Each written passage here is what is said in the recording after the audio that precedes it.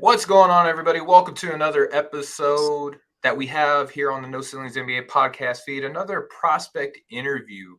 And we've had a lot of these going on. We love all the feedback that we've been getting from them. Ladies and gentlemen, I have another great guest on the show today. He is listed on the North Carolina State website at being around 6'2". He is from Raleigh, North Carolina. DJ Horne. DJ, how we doing, man? Doing good, man. Thanks for having me on the show. No problem, man. I know you got a lot going on. Time is of the essence, so I always appreciate when players such as yourself make a little bit of time for us, man. And we always got to start with how it started for you, man. What got you into basketball? Why are you this good at basketball? Does your family have anything to do with it? Did you just kind of go your own way and develop a love for the game on your own? What got you into the sport? Yeah, man. I mean, starting off as a kid, man, I know me and my brother got two younger brothers. But my dad, he kept us in, he got us really started in the sports at an early age. And back then, it was really all the sports, playing baseball, soccer, football, whatever sport was in season at that time, we were trying to get into it. So definitely started off with an athletic background. My dad ran track back in high school. He could have went to college to run track. Him and his twin brother were really good out of the state of Florida, but just not being blessed with the same opportunities that I was blessed with. He ended up having to go into the military, and just kind of seeing that, and seeing how much time he was pouring into us, me and my brothers, with the sports and everything. Once I started to get of age to really understand what was going on, that's when it really stuck with me. Like, I want to make something out of this basketball thing, just because he didn't get to take his track opportunity to the furthest extent. So I would say around like middle school is when I started, phasing out of all the other sports and just solely focusing on basketball. So, being from North Carolina, first thing anybody thinks of outside of the state, basketball wise, of course, the GOAT, Michael Jordan. He's my GOAT anyway. Yep. Um, is basketball? What's the basketball scene like in North Carolina? Because we hear about all these different scenes, right? We hear about Chicago, New York, California. What's the overall basketball scene like in North Carolina? I mean, for me, I'm always gonna stay true to what I know, man. And I, from just being from North Carolina, seeing the guys that come out of this area, like you just said, Michael Jordan being one of those, it's called the hoop state for a reason. So, a lot of great talent throughout the state, man. So growing up playing AAU here, high school basketball, it was great. Got to line myself up with some of the best talent in the country. See a lot of those guys playing in the big leagues now. So just knowing that you come from such a fine, I guess, lineage of where basketball is played, that it makes it that much more respectable, I guess, to be from here. And I definitely rep my city, rep my state, and everything. So yeah. There you go. Yeah, I mean, like I said, first thing I think of is Michael Jordan being in North Carolina. You talk about like it sounds like iron sharpening iron down there, right? Like Yeah. everybody is bringing out the best in one another, and you get through your high school, man. You're an all-state talent. What was your recruitment process like whenever you were, senior in high school, you spoke to the opportunities that your dad and his brother, didn't have. You had an opportunity to play D1 basketball. So what was your recruitment process like? Yeah, I mean, for me, that and that's where things kind of definitely, I would say that's probably the most adversity I faced in my young career. Just coming out of high school, I felt like going to a lot of the tournaments, AU tournaments. I was one of the best people on my team, and the recruitment was just really slow. You go to the tournaments, I dropped 30. My teammates, the 7 footers, the 6'10s always come out with all the offers from all the schools. So it was definitely frustrating, just going through that whole process. It wasn't even until, well into my senior year of high school was when I got my first offer. So, going into senior year, knowing this is all I got left, I was really, uncertain of if I was even going to have that chance to play Division I basketball. And yeah, it wasn't until a pro day, or not a pro day, I forget what they call it back then, but all the college coaches kind of come to the Like a gym, see, summit. Yeah, or a something like meet? that. Okay. Yeah, we had a little like a college day, I guess you would call it. My high school, we just basically got up and down in front of a whole bunch of college coaches, and it wasn't till then where I got my first offer from Illinois State, and from there, four more came immediately after that with St. Louis, UMass Lowell, Northern Kentucky, and Towson. Um, and just the fact that Illinois State, took that risk and gave me opportunity to come play there when nobody else would. That kind of stuck with me and ultimately led me to committing there. And let's talk about that transition because you said that you face the most adversity that you would ever face as a player in that transition from your senior year of high school, getting those D1 offers. Now you're playing D1 basketball in the Missouri Valley Conference, right? What's the transition like? Because I've interviewed a number of different players lately, and I'm always fascinated to see like what was your kind of like day one reaction to, maybe was the speed different, the size different, regimen. What really stood out to you when you think back to that transition from high school to college basketball? Yeah, I would just say honestly, just the speed of the game and just understanding that this is not like high school at all. You're not gonna take more than five dribbles, 1-on-one and one type mixtape basketball. It's a lot faster. If you don't got anything, 1-2 dribbles is pass. Just the strength you needed to have to be able to compete at the next level. Those were all things that kind of stood out to me from day one, just hooping with some of my teammates, getting up and down. And I would say I give a lot of credit to my coach, Nan Muller. He kind of threw me out there in the fire, as a youngin, and I think that really allowed for my game to, take the necessary jumps that it did. And that's always something that it is a little bit of a risk, right? Because you kind of have coaches that are kind of like they're either on one side of this or the other, where they'll just throw a bunch of freshmen or young players out there and let them, trial by fire, or the younger players kind of have to work their way up into that. But you spent a couple seasons at Illinois State, you transferred to Arizona State. Was there a sizable difference in like the consistency maybe of like that conference going from the Missouri Valley Conference to the Pac-12 for a couple of seasons? Did you find that transition to be like maybe easier, more difficult? I would say that in my sophomore year, Illinois State definitely prepared me to go to Arizona State in the Pac-12. I felt like I just came off a good year. That second year, Illinois State, and it gave me a lot of confidence going to Arizona State. So I just kind of used that confidence to basically get there and know that I'm the guy coming from the MVC, a mid-major type conference to a Power Five. So the work is just gonna have to show for itself, and that for me had been nothing new for my whole life. I feel like I've always had to play with that kind of chip on my shoulder mentality, and the underdog kind of mentality. So wasn't gonna look to approach this situation any different. So when I got there, just I would say just the attention and I guess how much more attention was on the basketball program there than it was at Illinois State. I mean, given it is a Pac-12 and that is the Missouri Valley Conference, so I think a lot of that had to do with it. But I think that just the confidence piece in me allowed me to not even think like that. Oh, this is going to be better competition. I knew that if I got the opportunity, that I was going to be able to make a name for myself. And that makes sense. We see a lot of players now kind of make that leap from, those mid majors or low major schools to the high major ends and have a lot of success. And you had two really good seasons with the Sun Devils, but by the end of your time there, you found yourself in the transfer portal again. And I always love to ask this question because the transfer portal is, especially this season, right? Like the transfer portal is very polarizing. There's a lot of people that say, oh, well, it's hard on the coaches, and it probably is, right? Like they are in a constant state of recruitment. But I love the opportunities that it gives the players, right? That you don't hold a player down for 4 years because they made a decision when they were coming out of high school.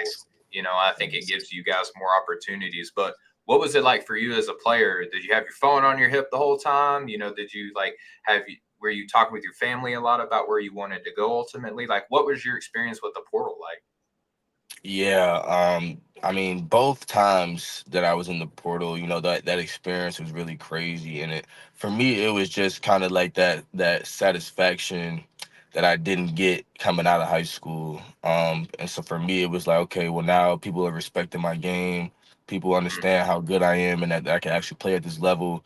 And it was crazy though, but it was a good crazy, talking to all these coaches, getting to build relationships and seeing, how that whole process goes, given the fact that I didn't get to really do that coming out of high school. And I would just say, like, for anybody, in the portal or going in the portal, it's not as easy as they say it is, man. You got to be on that phone 24/7, talking to a lot of different people.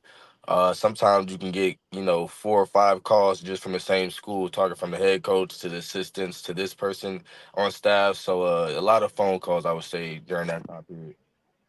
Yeah, I mean, the portal is fascinating to me because essentially it's a re-recruitment for you guys, and and I love, like I said, I love the opportunities that it gives players, man. And you had the opportunity ultimately to transfer to NC State. Now we know that you're from Raleigh. Was that the driving factor in where you ultimately committed? Because you could have gone to a number of different places, DJ. Yeah, for me, especially with this being my last year, I felt like that I had reached a point in my game where I was very comfortable, and I felt like I had made a lot of jumps in my game to where I want my family to see this, and a lot of my friends that started with me day one to see this.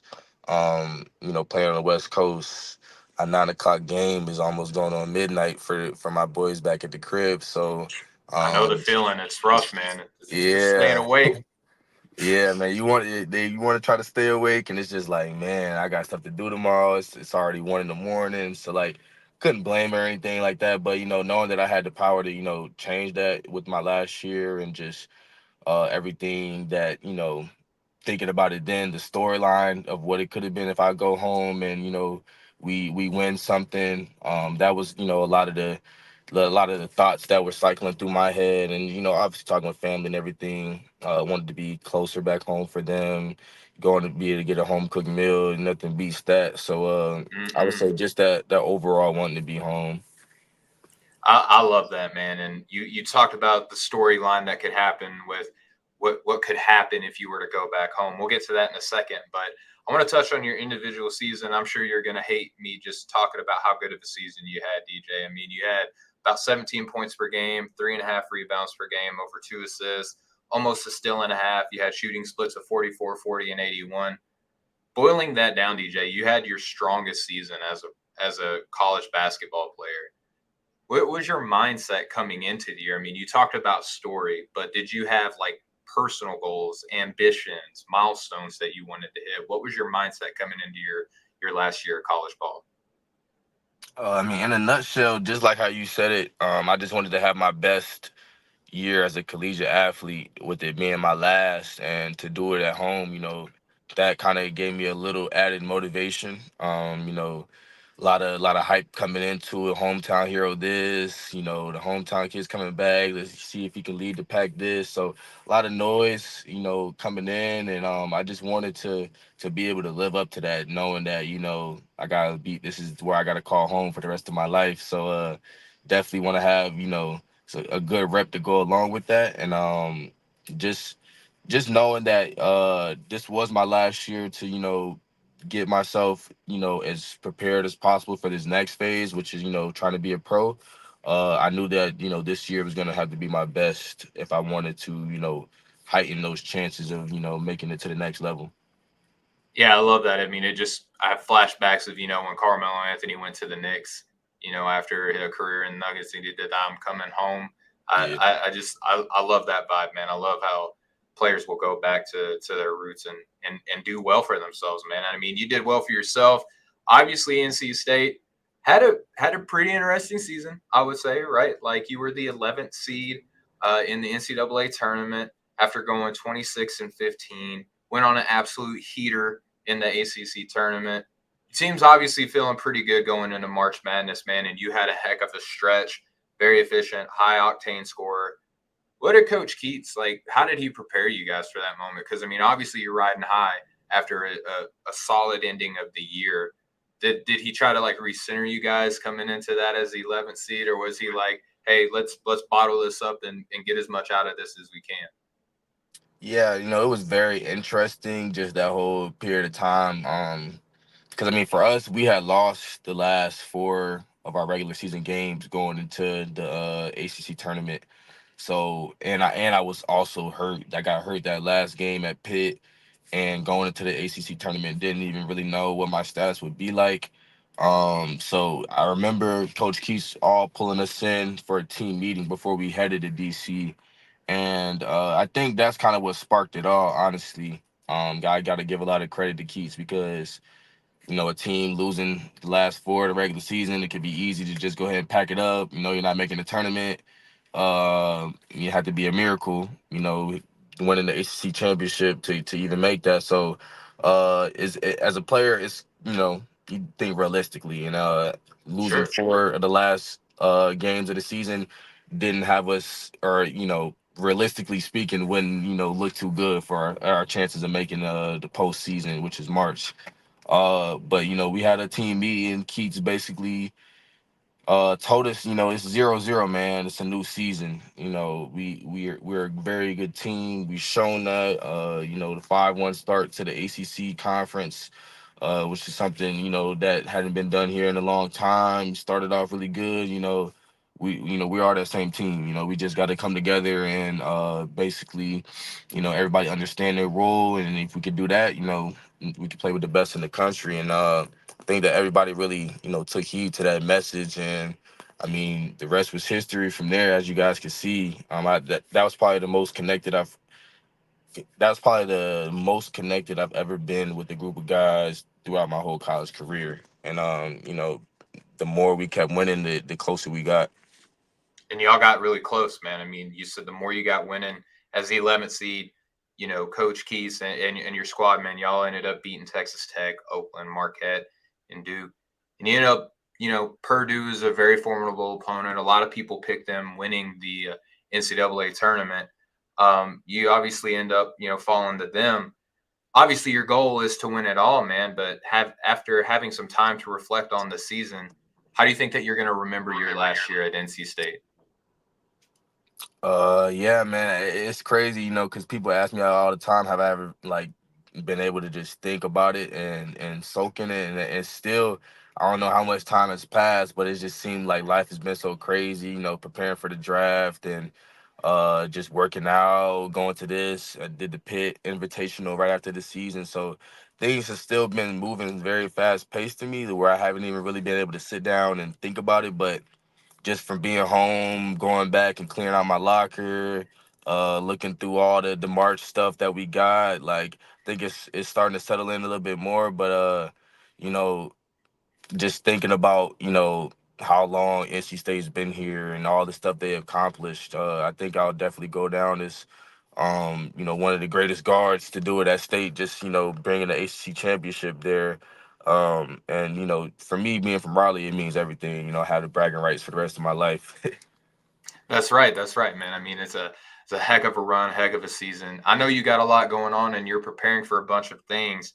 Your college career now being behind you, what are you doing to prepare for this next stage of your basketball career? Are you trying to sharpen the skills that you've already shown? Are you looking to put more things on display, like maybe some specific aspects of your games that you're maybe wanting to show some more of?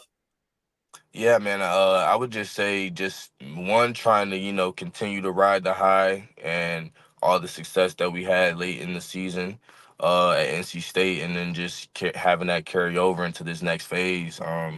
I'm doing my pre-draft training out in Dallas at the Star Sports Academy out there. So really just trying to sharpen sharpen everything, keep the skills that were sharp, and just iron sharpen iron every day.